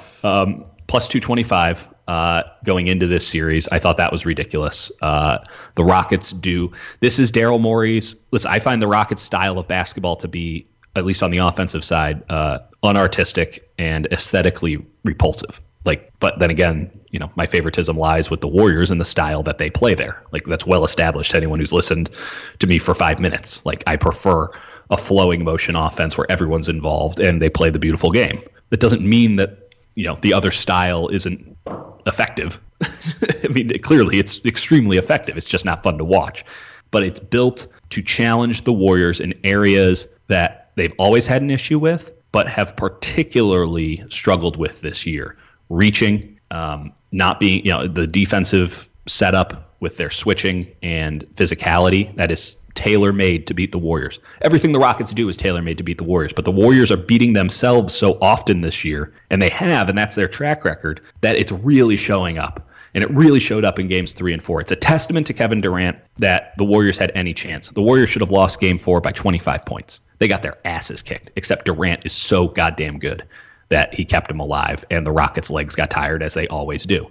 the Warriors could win the next two easily. The Rockets can squeak out the next two as well. Or it can come down to a game 7 where basically they're going to throw two knives on the court and they're going to let them fight to the death, as we saw in game 7 of the 2016 NBA Finals. And the Warriors are not equipped for games like that outside of Draymond Green and Kevin Durant. And I don't think that that's enough to beat a Rockets team that is particularly built for that kind of a basketball game, especially when you add in all of the weird energy and mojo and toxicity around this Warriors team, because we know it's the end of the dynasty no matter what happens. And they have compartmentalized so much shit all year that they've almost become, they were already, but now there's an entitlement to, we've had to put up with so much shit, we better win the title. Well, you got to actually do it. You actually have to rise to the occasion here. And I have not seen this team be able to consistently keep their game at an A level once this entire year. This team lulls better than anybody, not just in game, but over a course of back-to-backs and stuff. There's just this belief that once they get there, once they get to the top of their game, it will just stay there and that no one can touch them. The Rockets are the one team in the NBA, in the Western Conference that can absolutely touch them. I've been high on the Bucks in the same regard all year, but let's just see if the Warriors can get there. Their hubris might kill them. And right now it bore out in games 3 and 4. Nothing has actually happened in this series because momentum doesn't really exist all that much. And nothing happens in a series, as the axiom goes, until the home team loses. But they go into a game 5 that they have to win, because they are not, this team, I'm telling you straight up, having been around them all year, having been on the road with them for the last couple of weeks, this team does not have the ability to do what they did last year against the Rockets, which is obviously the home court advantage to switch, but win games 6 and 7 if the chips are stacked against them already being down in the series. They do not have it whatsoever. This team could very well crumble under the scrutiny that's going to come over the next 2 or 3 games. Or this is the one time that they're going to actually rise to the occasion, show that championship spirit that they keep saying that they have but have not shown yet this year, and it's business as usual, and everyone's presumptions are proved correct. But let's not forget this moment right now when things look particularly hairy, because the Rockets deserve that credit for making it that way, and the Warriors deserve that scorn for constantly beating themselves. Yeah, I'm not as worried. Just not as worried. Like, I honestly wish I could come up with like some like in-depth analysis on this that goes beyond. No, it's fine. Yeah, the Warriors have shot like shit, and they're still the Warriors, and things are going to be fine. Like, I don't mean to disrespect Houston when I say this. Like, Houston's really good. Houston has been probably the best team in the NBA in the second half of the season, other than maybe Milwaukee. It's just hard for me to get past. The Warriors have 4 All-Stars and you don't. Yeah, no, I get it. I mean, I was watching, I think it was in game 2, and the Warriors had the Hamptons 5 death lineup, whatever you want to call it, on the floor, and the Rockets had both Paul and Harden on the floor at the same time. And I thought to myself, there are 7 Hall of Famers on the floor right now. It's unreal. Like that, it's incredible. The series is unreal. Yeah, it's really good. And yeah, game 5 is going to be incredible. I'm very, very, very much looking forward to it, so long as the Rockets play-by-play guy doesn't stab me when I walk in the building. He just keeps going in. He just keeps going in. Oh, is he still talking to you? Well, no, I think that there's now like a media fight that's happening around me. I have people like updating me, like, here's how this is going.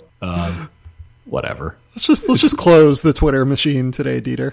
No, it's fine. I honestly find it all to be extremely hilarious, probably to my own detriment. Let's talk about Nikola Jokic. I want to talk about Nikola Jokic. My body double. Nikola Jokic is fucking amazing. I was I questioned him. Big time skeptics, both of us. Going into the playoffs significantly. He is unbelievably good. He is one of the best centers offensively I've ever seen in my life. No question. Just straight up. That dude is unbelievable. I mean, it helps that the Blazers don't really have any decent centers. Sure, like that's a factor. But, I mean, he did it against San Antonio, too. He averaged 23, 12, and 9 Credit where it's due. LaMarcus Aldridge and against, like, Jakob Poeltl, who's a pretty good defensive player. center. Yeah. Like, no, he's going to get his. The question is, how much is he going to give up on the other end? 26, 14, and 9 in this series. Savor my large son's dominance. He's the man. He's the man. And I don't know. Do you feel like the Nuggets have figured something out? They've obviously been an extremely frustrating team to watch in so many regards, and much of that is just on their mercurial backcourt.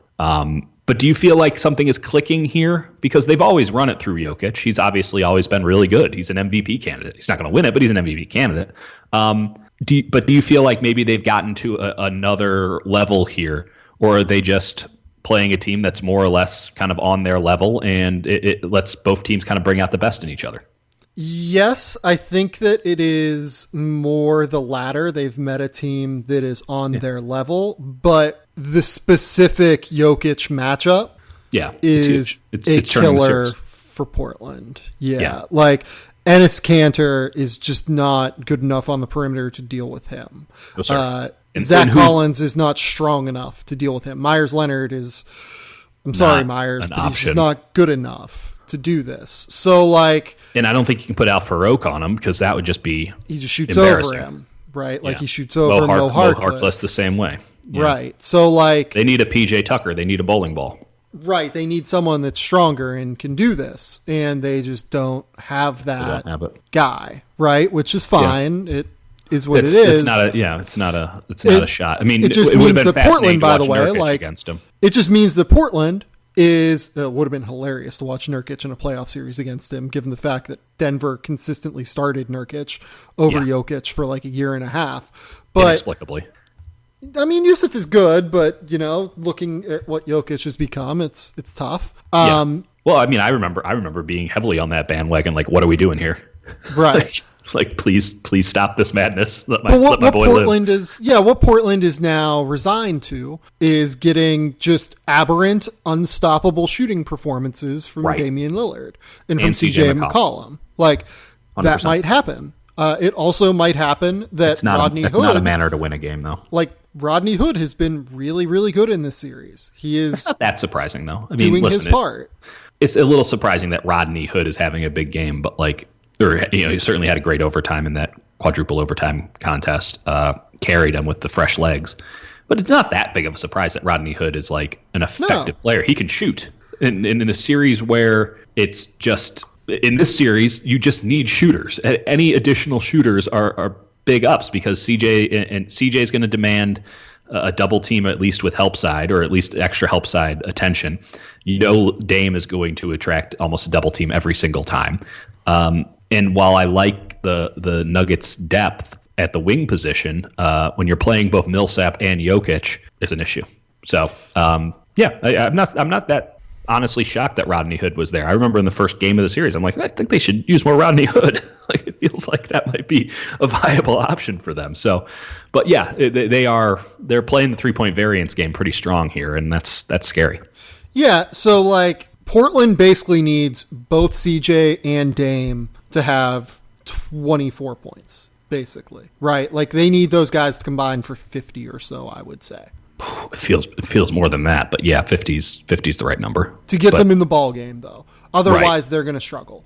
Oh yeah, they stand no chance unless one of those guys is dropping 20 and the other one's dropping 30. Right. So I'm just not real sure if that. I mean, like anything can happen over the course of 2 games, right? Like if Portland won this series, I don't think anyone would be surprised necessarily, no. Especially just because Damian is just incredible. He's that good.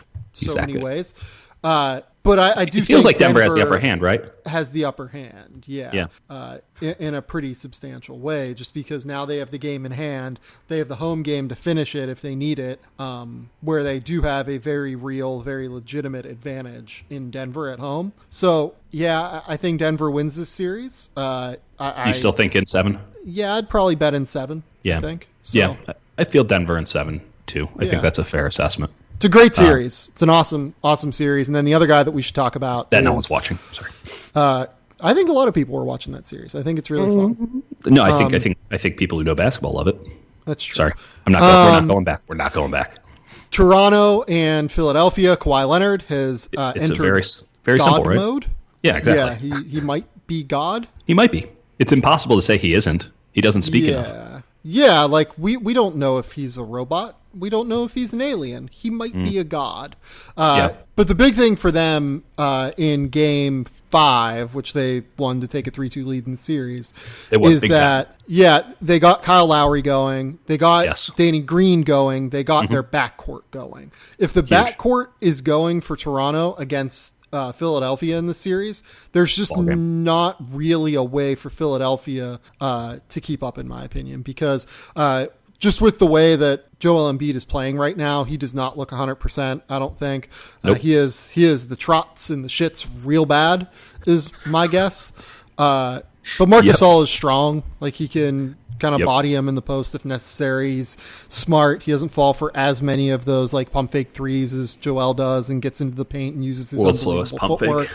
And then Ben Simmons just hasn't been good enough. I mean, let's just kind of call it what it is. Like, they're playing mind games with him. Yeah. The pressure's too much. The pressure's too much when you don't have a jump shot, because if you shoot it once and you knock it down, you can say fuck you for the rest of the game and do whatever the hell you want. But he just refuses to shoot it. And so they've now dictated the terms of engagement. And he's not doing enough with the space that the Raptors are giving him. And a lot of credit for that should go to Kawhi, because he's a god and is absolutely locking down Ben Simmons. And all you have to do is throw that at him every now and again, and you have a margin in points. I mean, just it goes out. Like, Ben Simmons controlling the ball, I don't know what the number is, but I would venture to say it's probably under one point per possession, whereas Kawhi. So Ben this series is averaging 9.5, 7 rebounds, and 4 assists. Yikes. That's what are you supposed to do with that? That's yikes. And his field goal percentage is fine.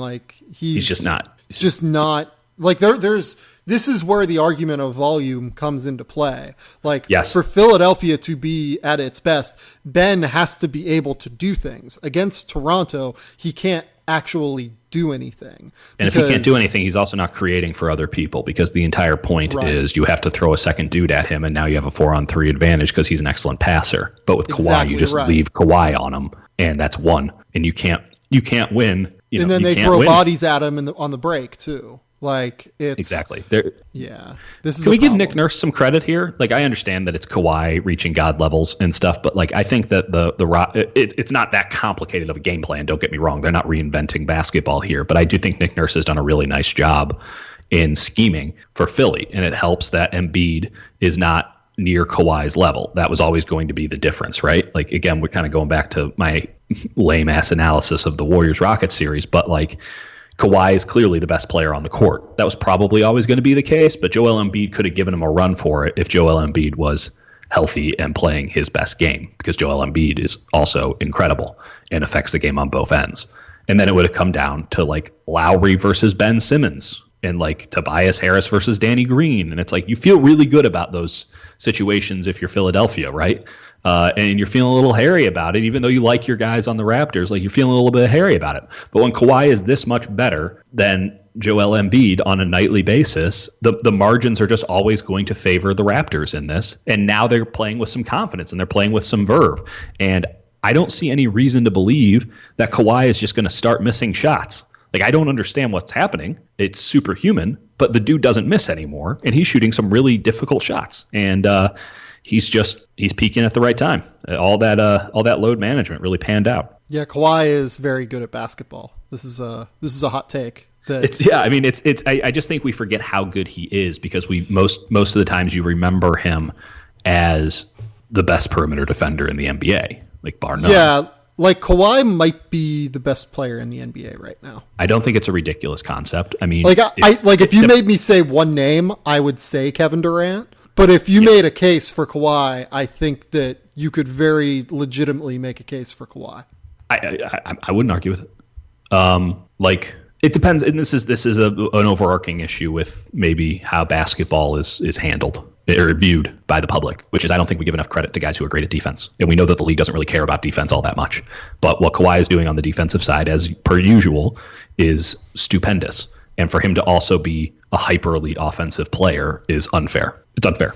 So, yeah, I think as someone who does value defense, I feel very comfortable saying that Kawhi Leonard right now in this moment is the player that I want on my team most. I think that's fair. Kevin Durant's doing incredible stuff, but Kawhi's doing just as well on the offensive end, and he's a much better defender. And Durant's not a bad defender. So this moment's probably fleeting in some realm, in the sense of we're so conditioned, it seems, based on the talk shows that are on ESPN, to have to rank everything all the time, and everything is just this constant who's number one and who's number two and where does he rank to Jordan, and it's this simplistic nonsense that permeates the national narrative. Let's just take into account that I don't know if you can say with a good conscience that anyone in the world is playing better than Kawhi Leonard right now, and that you wouldn't want Kawhi Leonard on your team. And he's a free agent this summer. Yeah, Kawhi is really good.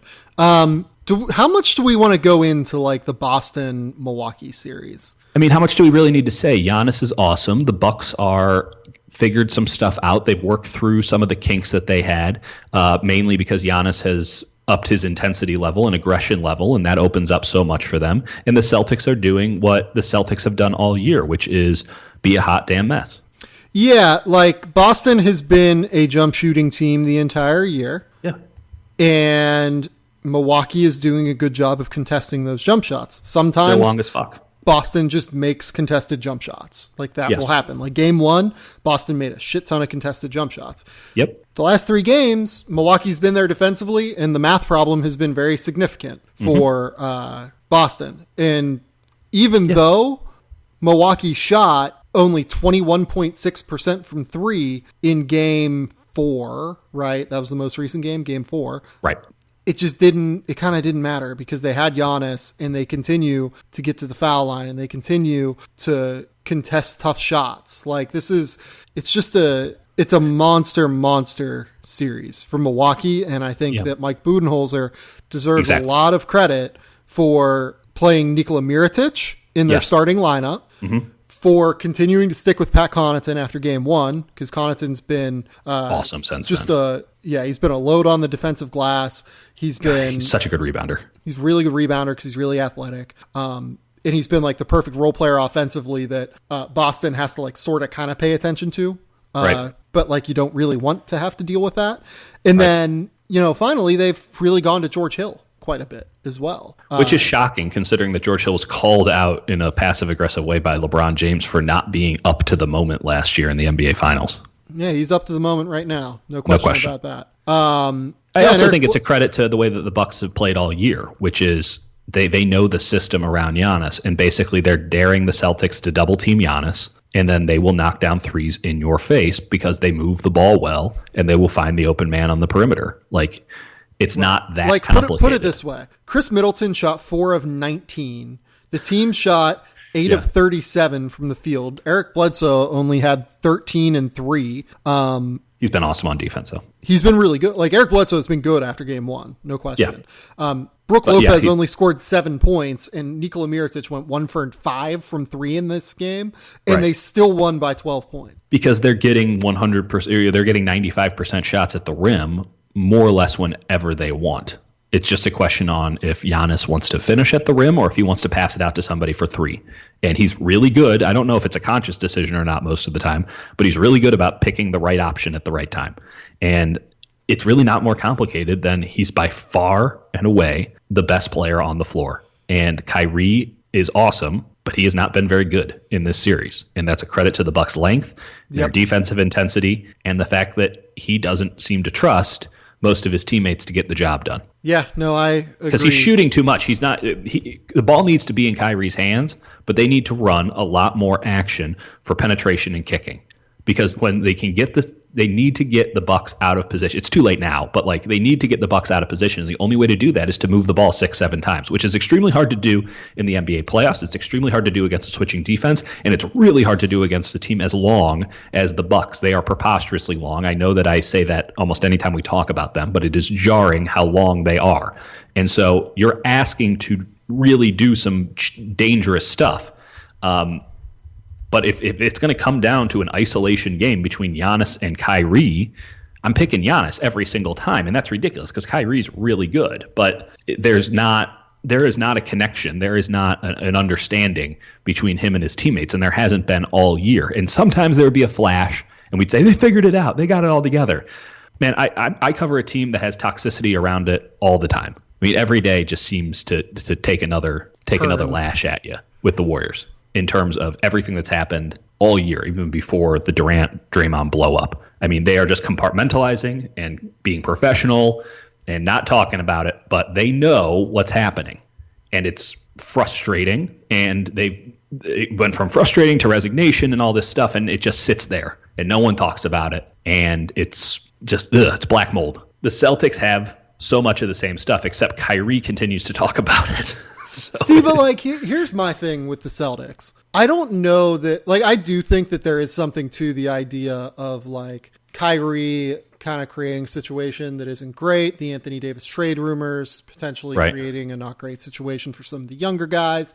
Right. Like, I do think that there's something to that. I also think that at the end of the day, what this comes down to is Kyrie Irving is like a top 15, top 10 player in the league, something like that. And Giannis is a top 3. Al Horford is a top 25 player in the NBA, True. Top 20 player in the NBA, top something like that. Yeah. You're not going to get me to stop with the Al Horford, what level he's at. I love Al Horford. Al Horford's great. But if Al Horford and Kyrie are your two best players, and then your next two, realistically, are Jason Tatum, who has, look, I don't want to say like he's been a disappointment, but he hasn't taken the next step, right? Well, like this hasn't taken that leap. It's another thing where you're dealing in the playoffs, and it's a bit more physical. The defenses are a bit more honed in. The rotations are stronger on switching, and Tatum's issue all year has been that he's tried to be Kobe, and there were stretches when he wouldn't be that, and the Celtics really flourished. And yet now we're in the playoffs, which it's basically demanding on every possession to be Kobe, ISO up, shoot over this dude. And he's kind of falling back into those old habits, which are maybe going to work for him in the long run, but at this moment, it's not what the Celtics need, and it's not the best use of his abilities, because he's being goaded into a bad style of play. So then their next best player is Jaylen Brown. Right. Like, I'm noticing a name that you haven't mentioned yet. Right. Their third best player in this series has been Marcus Morris. Yeah. You're just not going to win many basketball games like how in much the second round of the playoffs. Yeah. When Marcus Morris is your third best player, like, God love Marcus Morris. Like, he's a good player, but how much better is he than Mirotic or Ilyasova? Right. Like, he's not better, actually. Like, Nikola Mirotic is a better player than Marcus Morris. Well, there's a fucking margin for you. Like, right. Like, I found the mildew. Like, Nikola Mirotic is Milwaukee's fourth or fifth best player? Yes. He'd be Boston's third best player. No question. Chris Middleton would be, I'd probably say he'd be Boston's second best player. I love Al Horford, but I really like Chris Middleton. I think it's fair. Like, Brooke Lopez would be Boston's third, fourth best player. Like, but that's what it comes down to. Like, to me, this is a more talented team than Boston. But the problem is there was this like pretty woman complex with the Celtics that everyone had all year, which is obviously you come into this season and you have high expectations based on what they did last year. They were one game away from the NBA Finals. Right. And so you say, well, now they have Hayward and he's going to be healthy. And yes, it might be a little bit of a struggle, this and that, but you have another year, Jaylen Brown, who looks like he was coming together in a positive way. You had Jason Tatum do a star turn in the playoffs, and you just presume that shit's going to continue, and then you don't see the negative side of it.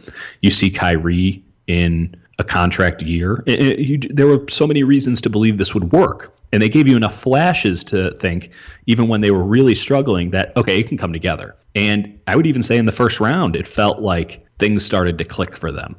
And people just wanted them, and fairly, I think I was in the same camp. People wanted to overlook the flaws of this team so much because of its ceiling without addressing the fact that its floor is much lower than I think anyone gave it credit for. And it just showed up. People are not giving the Bucks enough credit. They have not given the Bucks enough credit all damn year. This is a team that is doing things.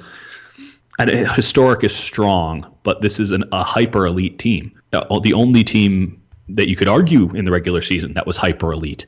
And there were, of course, questions going into the playoffs if their lack of experience was going to be an issue. But I don't put that much. I think that they've risen to the occasion. I think that, scrutiny brings out the best or the worst in people. And it's bringing out the best in the Bucks. And it's absolutely bringing out the worst in the Celtics. And I'm a little bit surprised by the first one. I'm not surprised at all by the second one. And I just don't know how people constantly overlook that.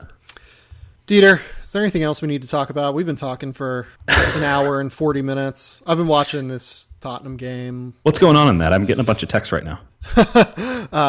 Continually wacky soccer games continue to be a thing. So Ajax scored twice. I'm a big Ajax guy, by the way, so this could be either the best or the worst news I'm about to get. Because like Ajax, like I watched a lot of Ajax. Went to the Netherlands. Say that 3 times fast. Jesus Christ. The Netherlands last year. Went to the stadium and all this stuff. I'm currently wearing Ajax shorts.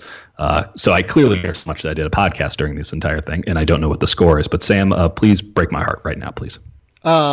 And Tottenham has just scored twice in 4 minutes. God bless America.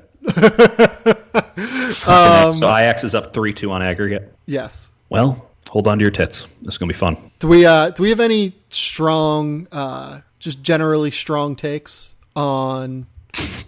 I mean, Game of Thrones? Clearly, I do. Oh, yeah. You know what? anything? Can we talk about Game of Thrones? We can talk about Thrones. Okay. Game of Thrones is loose.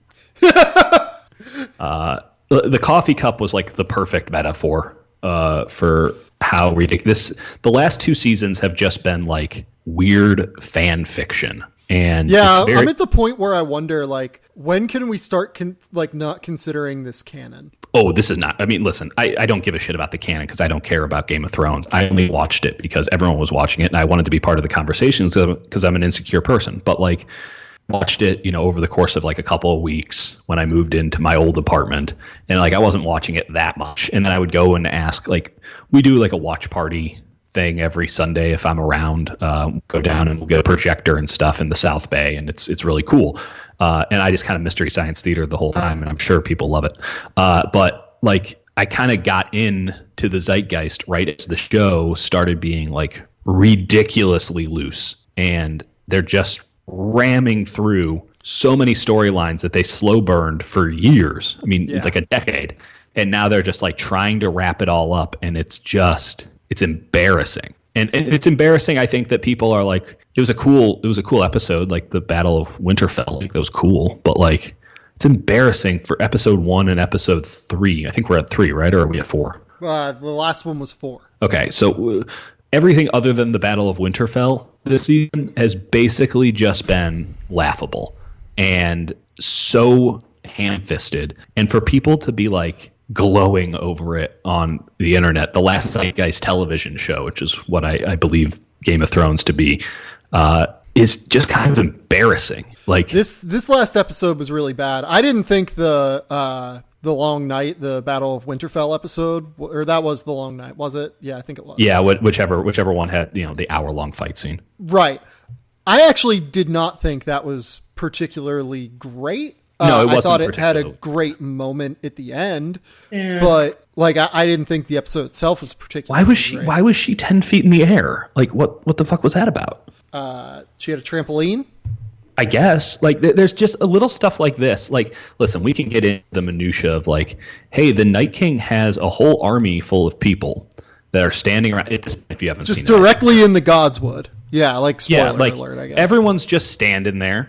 Like, are they commanded to not move? Because they certainly had no problem killing anything that lived beforehand. And then the Night King's like, hold on, everyone wait here, and whatever you do, don't do anything because I got to get mine. And like, just let everybody operate around him. Like, no one could come up and stab him. He thought he killed everybody. Like, come on. Like, it's just ridiculous. Yeah. And then she's jumping 10 feet in the air. Like, it was a cool moment, and I'm sure that it was a big payoff for people who give a shit. But I'm watching it, and I'm like, this is corny. See, I actually liked the last little bit of it, but I found the rest of it to be a bit monotonous, and then I struggled, as many people did, with the television aspect of it. Luckily, I had heard enough about it that I had dropped that motherfucker onto like 1% or total brightness and like no contrast. Yeah, so like I struggled with it.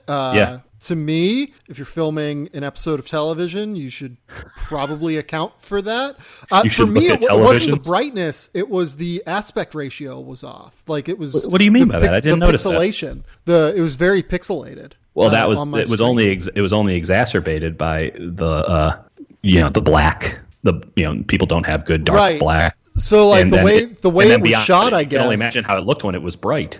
the way it was shot, I guess, that HBO like compresses all of its files. That makes sense, right? For like HBO Go, and like that didn't end up going well, apparently. I'm stunned. So like that's something you have to account for. Like you have to have a producer on the set that's like, hey, is this going to look good on TV, basically, for our viewers? And that was something that they fucked up. I mean, it's just a steady stream. Yeah, like stream of fuck ups. It's just at the point where, yeah, like you said, it's a continuous stream of being just kind of sloppy and loose. And it feels like it got canceled after season 6. This is season 8, right? Yeah. Feels like it got canceled after season 6 and like had to move to a new network where they kind of do things differently. Yeah, like it feels like it got delegated to Cinemax after season 6. Yeah, it does. It's just not very good now. It isn't. Like, and honestly, like I hope that people remember this because I've never been like a big Game of Thrones guy. Again, like the genesis of how I've gotten to this point is pretty clear. Like I don't hold it in any esteem. I never experienced the week by week for 8 years. I'm not emotionally invested in this show at all. At this point, I'm only watching because there's 2 episodes left, and fuck, I might as well finish it so I can clown it. But Kurtenbach is pot committed, folks. Yeah. Well, Lord knows I know how to dig myself a hole. So, like, what the fuck is this though? Like this, I hope that these final episodes are the legacy of this show. I don't. But it won't be. It won't be because of the emotional journey that everyone experienced together. Yeah, no. The last few episodes will not be the legacy of the show for me. Isn't that shitty though? It's shitty. Like it just sucks that it's not, that it's just like sloppily and poorly written. So poorly written. But you know what it reminded me of? It reminded me a lot of Vice, which we've had the conversation where I thought it was just horrific, the movie. And it's kind of like Adam McKay. Adam McKay, when he has source material, does a really good job. And I thought, when you have the source material, the first 6 seasons, it was really good. And then they ran out of source material, and they just didn't know. They had to compress it as well into 13 episodes. By the way, they had to compress it for reasons that were their own decision. Like they were spending so much goddamn money to do 13. So like, stupid. Just stupid. Yeah, it's not very good. Dieter, tell the people where they can find your work. Well, apparently retweeted everywhere. At D. Kurtenbach on Twitter. I'm at the San Jose Mercury News and the East Bay Times. We have a subscription deal. You should look into it. Yeah, I'm going to be covering playoff hockey here pretty soon, so get in on that. Go read Dieter's work. Also, I'm sad about Game of Thrones now. It's so bad, and I don't even care. Why am I sad? I'm bummed. Like I really do love Game of Thrones. Can we say this though? Like Vice is just killing it on the way out. Or I'm sorry, Veep is killing it on the way out. I haven't watched Veep yet. I need to catch up. Sir, that's something I like watching all at once. So I just it's a palate. It's a palate cleanser if there ever was one. I haven't caught up on Barry, but Barry's also been really good, but it's almost like too emotionally dark for me right now. Oh my god! How about you never tell that story to anyone again? It's like, oh my god, it was so much. Oh man, Dieter. What was the Onion headline? The Onion headline, like the final episode of Game of Thrones to bring untimely death to millions of HBO subscriptions. Yeah, that's basically accurate. I don't think that's inaccurate at all. Sam, tell the people about how they can subscribe to this elite content. Oh man, I was gonna tell people to subscribe to the Houston Rockets play-by-play guy to read Dieter's work. Is he still going? I don't know. I don't know where he's. I don't know what the hell his Twitter handle is. I'm very much looking forward to going to the game and ignoring all of this nonsense. Like, this is the other beautiful part about like the insular world of NBA media. Like, this nonsense is going to be like a big deal for other people, and like I'm just thinking about how to get a sandwich. And like, this is not like a I'm not affected thing. Like, it's like generally like, okay, you boys have fun. It's just this is not the real world. People do not care about this shit at all, and yet here we are all pretending like we matter. Yeah, go to CA_Rockets to read Dieter's work. Also, like if I could piss off one fan base, like I'm already persona non grata in Cleveland, which not an issue for me since I never go to Cleveland anyway, and Australia, which is actually going to be a problem for me. Don't you dare! I went in on Jared Hayne. No, I went in on Jared Hayne, and they didn't have it. They didn't have any of it. thought that long story, totally ridiculous. It got out of hand really quickly. And I'm certainly not, I wasn't to blame at the beginning, and then afterwards it got dark. But if I could, I'm very much thrilled to be unliked in the metropolis of Houston, Texas. That's fine by me. Like, that doesn't matter. Now, listen, if the people of LA turn on me, I'm fucked. Yeah. You need to be able to get down here for the wedding. That'd be bad.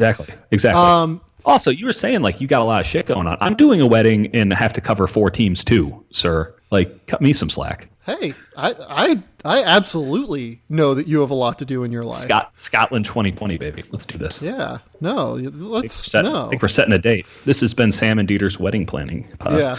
Really. This is a podcast WPP that we should do. We just booked a caterer today. I am super excited. Are you excited about the price? Like, how much? We don't really have much of a choice. They are just going to bring us Greg's. No idea. Well, this is kind of the beauty of doing a wedding in Scotland, in the sense of everything is decided for you. Pretty much, like, we have no agency whatsoever. So hope this works out, and then we just have very low expectations going in, and hopefully it's better. So it's all going to be fine. Yeah. See, Laura and I had a lot of agency, or like continue to have a lot of agency. You're getting married like a couple blocks from your house. Like, you're very much in control. I've just seeded all of it, and it's really a beautiful way to live. It's kind of awesome. But yeah, we decided on a caterer. We went to a tasting yesterday at this woman's house, Big ups. And it was spectacular. Yeah, we do miss out on that beautiful moment of eating a bunch of cakes. But we did a cake tasting after. The cake tasting, I'll be honest, like, I think that I've said this on the podcast before. I'm actually going to start make a cake to test this theory, like right after we get done recording. Okay. I think I can make my wedding cake. Interesting. So I think that's a lovely concept too, right? So yeah, I'm taking a shot on figuring out how to do tiered cakes today. I'm going to do a strawberry chiffon and a just like regular sponge with like a raspberry of some sort in there. Right. And just kind of roll from there. And we're going to see where this goes. I don't know why we're paying anybody to do this cake. Like, this sounds like your domain. Make it happen. We'll also, no one's going to tell you the cake sucks if they know you baked it. So I've never done a tiered cake, so I'm going to try it and see how it goes. Basically. How many months you got to figure this crap out? Like 4. I think you can pull it off. I do too, but like, I also have to cover the draft and like do this. Yeah, but you can do that while something's in the oven, right? Yeah, that's true. I have to finish writing the Top 100 board, which is going to be coming tomorrow. Go read about the Cleveland Cavaliers. I did a full breakdown of everyone that they have on their roster and all of their assets. They're praying. When is the draft lottery, Sam? It's Tuesday in Chicago. I will not be going to the lottery because... Go to the lottery. Also, they're doing it in Chicago this year? I thought they would always do it in Secaucus. It's because they have the whole week set out in Chicago this year with the G League Elite Combine as well as the NBA Combine. So it's always the week of... So it's always the week of the NBA Combine, but because they're doing the G League Elite Combine, all of the executives are going to be there, and they have to do it like in a place where the NBA world is essentially going to be centered. Well, it's going to be really enjoyable when the Knicks get the first overall pick, and they're not in New York to celebrate it. They have to get as far away from the conspiracy as possible. This podcast got super rambly and way off topic within like 5 minutes, so I'm proud of us. There's 0% chance that we were ever going to keep it on topic and that I was not going to ramble. Like, you knew what you were getting into. We haven't podcasted for like a month, it feels like. We haven't. It doesn't feel like we've talked for weeks. I don't know where you are. I need my friend. No. Yeah, I know. I'm sorry. That's on me. I've been busy, man. Like yesterday. Yeah. Don't even start. Fucking travel. 4 hours travel is murder. Yeah, you were on a flight yesterday, so that's... At like 7 a.m. We were texting I was on the Wi-Fi. Meanwhile, like, the entire plane is filled with media members, and all of them are sleeping, and I'm trying to punch out a column, which, Lord knows that worked out. Oh, my God. Yeah, I'm just going to end this one. Folks... That makes sense. Please rate, review, and subscribe to the Game Theory Podcast. Wherever you get suboptimal... Don't hold me against it. Don't hold me against it. Wherever you get suboptimal podcasting content, I'm sure we're there. Just tune in next time. We're going to have more of an NBA draft centered one later in this week where I talk more about like combine invites and stuff. Those just went out.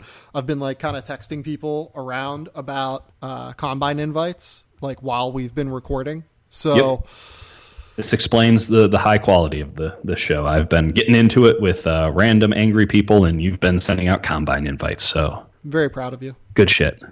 All right, folks. We'll be back later this week, but until next time, we'll talk soon. Bye.